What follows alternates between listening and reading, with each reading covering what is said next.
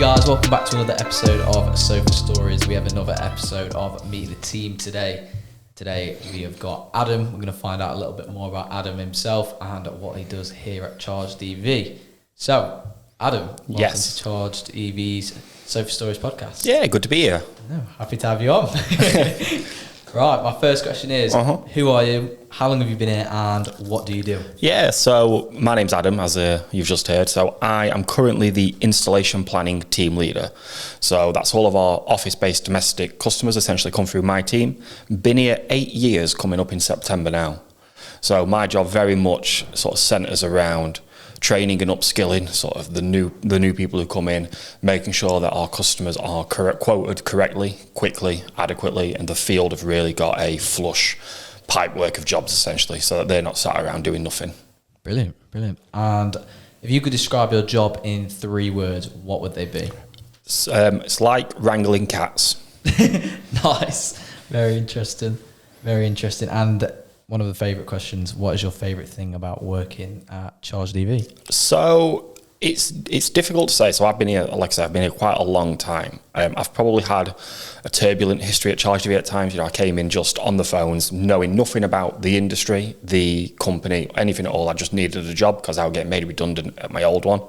And for me, ChargedEV really is a place where people can be sort of themselves. I know a lot of places sort of say that, but I've learned a lot more about myself as a person, as an employee, and I think I've come out the other side of this journey significantly better than I was when I went in. So I think the opportunity to just be you and be accepted by sort of everyone around is where it really shines. 100%. And following up from that, what is something that you are good at?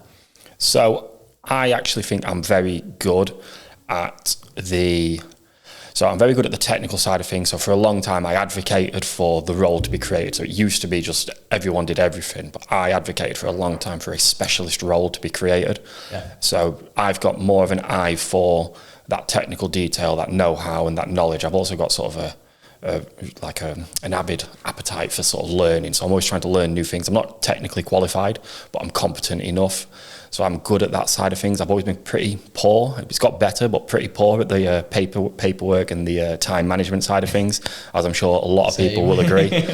But my tenacity for actually going in and delving into the jobs and getting it done is where I shine. Oh, that's brilliant. And following up from that, even though I feel like you might have already answered it, what is something you'd like to improve on? So currently, I've been doing loads of management courses at the moment. So as my team's grown, so I started out obviously with just me, went to 4 people, then it expanded rapidly to 12 and then 15. So as it's got more and more bigger and my responsibilities have grown, one of the things I've realised is it's hard to not know what you don't know, if that makes sense. Yeah. And so I need to improve massively on the actual people managerial things. A lot of people would probably describe me as a bit of a pushover. You know, I am very soft at times.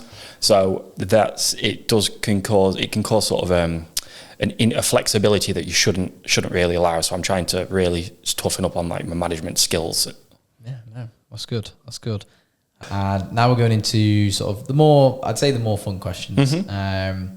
The next one is, if you could switch roles with anyone in work, who would it be and why? Yeah, so I probably have a couple of answers for this. It's for very different reasons. So for one, it's the obvious. I think a lot of people would probably say Mark, but for me, the reason being is he's got a very infectious way of sort of talking about work and he sort of pulls you along on that journey. But more importantly, so any problem that I've had, he always seems to just have an answer. He has sort of a solution. So if I can't think of what to do, he already has that. So just figuring out where that knowledge comes from will be good. And then probably another person is probably Felix. So Felix has spent a lot of time sort of in group, in business, and he knows how to move through sort of the upper echelons of the business, so to speak, sort of how to rub elbows with the right people, and getting first sort of hand experience and eyes on that would sort of be sort of valuable, I believe. No, definitely. Really good answers. First person to say Felix, to be fair. We've had a few good answers. We've had, what do you call it? Some people Mark, some people for myself and Liam, someone for yourself. I know. I saw Tack said me, and I couldn't believe it, because I sit at my desk just stressed 90% of the time.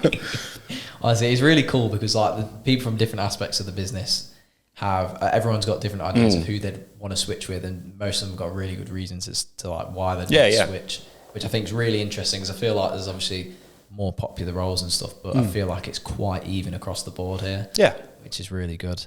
And then following from that question as well, if you could switch lives with anybody outside of work for the day, celebrity, dead or alive, or just anybody, who would it be and why? So probably a little bit more of a difficult one to answer, because there's so many sort of different people you probably want to go with. So I'm a big reader and sort of movie buff, so I collect first edition books, I collect movie posters, stuff like that. So I'd really probably like to go into sort of so David Gemmel's a really good writer of mine. He writes some really, really good books. He's unfortunately dead, so I can't really switch roles with him or lives with him, but that would have been a good one. But other than that, there's so many movie directors out there, so things like Martin Scorsese, just seeing how he comes up with the things that he does, and Ridley Scott and James Cameron, I'd love to switch lives with them and just see how sort of that creative mind works, so to speak.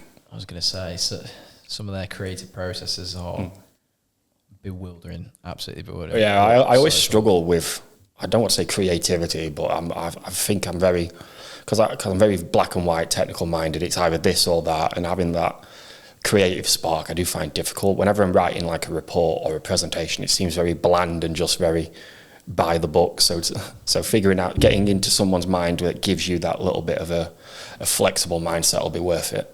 No, definitely. I was going to say, even with my role, to be fair, being creative all the time is really difficult. But I think, I always find that you can take inspiration from different things. Yeah. Whether it be music or, like you say, films or things like that.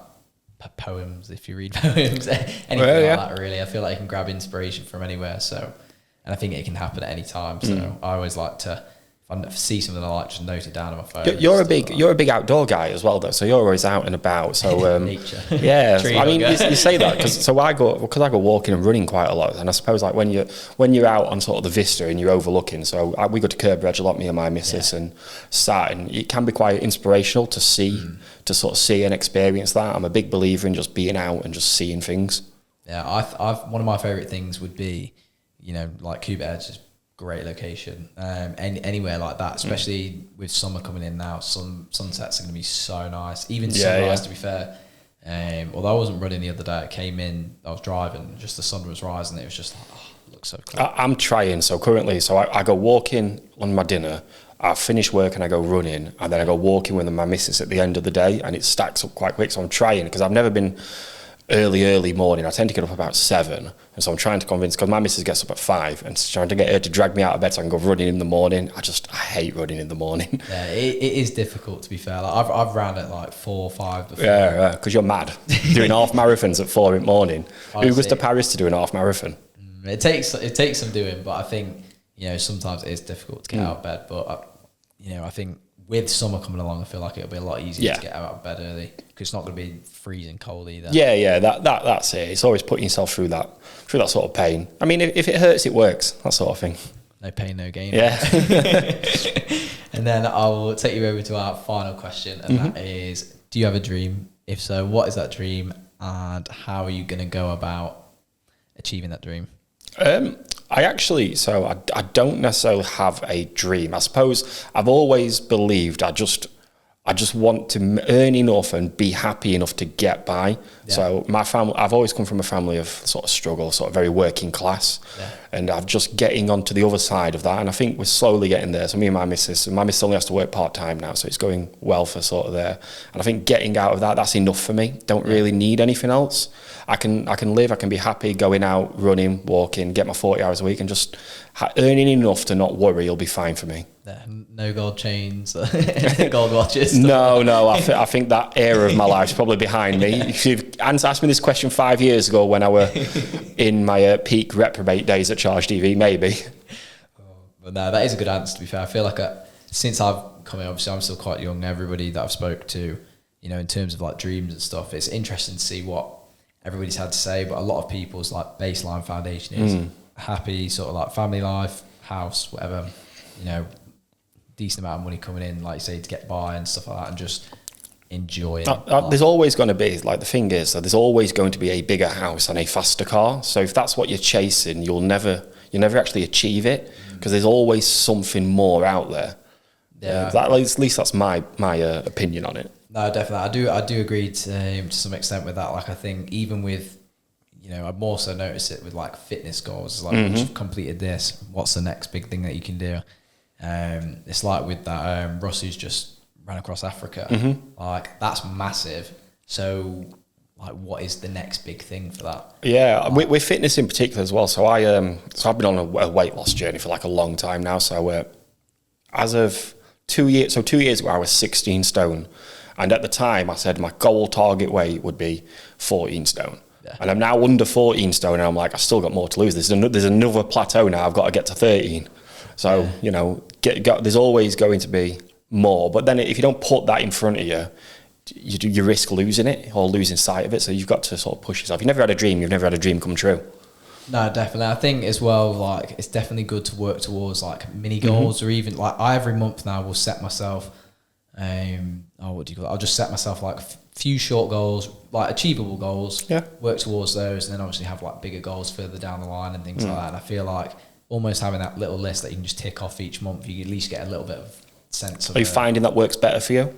I think so, yeah, because I feel like I'm quite visual as well. That's why my like content calendar is just a bunch of sheets of paper, and I can just tick it off and fill it in like that, rather than it being on a computer. And so you're setting yourself up these sort of small, achievable sort of mini goals. So rather than looking at the bigger one, so don't look at the mountain, look at the first step, so to speak. Yeah, like you've got to sort of almost like climb that ladder one step at a time. Always keep in mind the big goals and stuff, but you've got to put one foot in front of the other. You can't just like jump straight to the top sort of thing.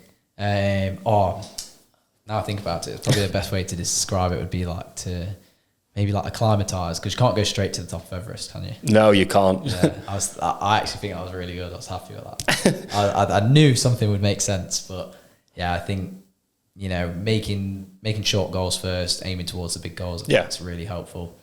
You need to get a vision board, or that's what you need. I've started using Pinterest a lot more, to be fair. Pinterest, I think, has been really useful just to, like say, just to visualise stuff a little bit. What is your goal and dream then? Where are you aiming? Oh, I don't know, because I feel like on my meeting, you've got to know, you've got all this experience asking other people, you've got to have thought about yours. To be fair, I did say on my very first podcast that I did for myself, the Meet the Team one, when I was on it with Liam, I did say I'd like to have like a content creation kind of business. And I feel like I've kind of pulled away from that now, and I feel like I'm at a point where I just want to keep doing all my fitness stuff. But then with this Run Club brand that I'm building, I've always wanted to have like a brand or something like that. And something that's got your name to it. What would your brand be called? Well, it's called Cool Kids Run Club. Okay. I'm launching it on the 11th of May, so it's very soon. But I think I've always wanted to have a brand, maybe have like clothes and stuff with the brand. But then it's just, I've always struggled with finding something that aligns with exactly what I want. And it was super recent, just with the Cool Kids Run Club. I thought it's prime, perfect time of year to start. Yeah. This is where everyone's getting healthy again. This is where it all starts. Hook me up, I'll be running in it. Yeah, summer shred, anything like that. Oh God, I've just swore as well. Actually, I can't swear on it. You have to bleep that one out. I have to put a crow noise on it. But yeah, just I feel like I'm posting more fitness related content, because I feel like I was at a point where I was shooting loads for other people, and I was just kind of shooting for money, which is fine to some extent, but then I wasn't necessarily being creative. But the moment I start shooting for myself, I just feel like my creative juices are flowing, and it just and now here we are. So that's it then. So you're going to set up your Cool Kids Run Club. You're going to get your juice flowing there, so to speak. Then, and so that's the goal. That's the big sort of Harry Stoko dream. I think so. I think if I can grow it, because I feel like if I can create a community out of it, and then grow the brand from there, and just see where it goes. Because I feel like if you don't try, you won't know, sort of things. So. No. I mean, exactly. You've got to at least put in, and at the worst case scenario, you're gonna have fun doing it. So I was gonna say. So what? Like as an absolute worst, you're gonna enjoy your time. So what have you got to lose, really? Absolutely nothing. So if you could have any EV car, what would you have? Ooh, good question. Not gonna lie, do really like the Polestar 2s, but then... Oh, Polestars to me, sorry for anyone who's got a Polestar, they remind me of like my granddad's old car. Richard used to have one with a wood panelled interior, like a wood trim. Not a fan of the wood trim, but I feel like I do like the Polestars, but then I do like the Cupras, but then I feel like I probably would just end up with a Tesla. Yeah. Like a dual motor Tesla, not sure... Well, yeah, dual motor performance Tesla I feel like would be cool. But Polestars are quite smart. I really want a Kia EV6, the GT line one. Now I think about it. We got to test drive one at Fully Charged Live a couple of years ago, and the guy took us on like a back road. There were me and Jeremy in car, and he let us open it up a little bit and sort of put foot down. The takeoff on him was insane. To be fair, I do like some of the Mercedes. I think it's like EQ something like 400. That's quite nice. Then I do like the Hyundai. I think it's the Ioniq. The Ioniq. Yeah, a lot of those coming through at the moment. Ioniqs seem to be picking up quite a lot. I think I would go for one of those actually, just purely the basis of the fact that you can change the sound. And and it almost like shifts like a normal car. There's loads of tech in it, I think, as well. So I think I'd stick with that one. That's it. That'd be the more playful car to have. But yeah, that is also all of the questions. I feel like that was a really good podcast as well. Yeah. We are 17 minutes in, so this is going to be one of the longest podcasts we've done. I am a talker. I've been known to talk. No, but this is good. this felt really good. Less like an interview as well. Which is it's trying to, because it can appear a little bit formal, I suppose. And you're trying to break down that formality. Like, we know each other outside here. Yeah. We don't talk quite so stiffly. Yeah. So, trying to get on the other side of that and forget about all the cameras and the mics is sort of where makes it seem a little bit more like a human conversation. No, definitely. But yeah, we've now come to a close of our latest Meet the Team episode with Adam. I hope you've all got to know Adam a little bit better and even a little bit more about myself towards the end there. But yeah, we appreciate you guys tuning in. Stay tuned for the next episode of Meet the Team or Sofa Stories, as we will be expanding it soon. We are going to be having larger group discussions, more exciting topics, and more interesting people. So yeah, thanks for watching, guys, and we will see you in the next episode. Catch you all later. See you later.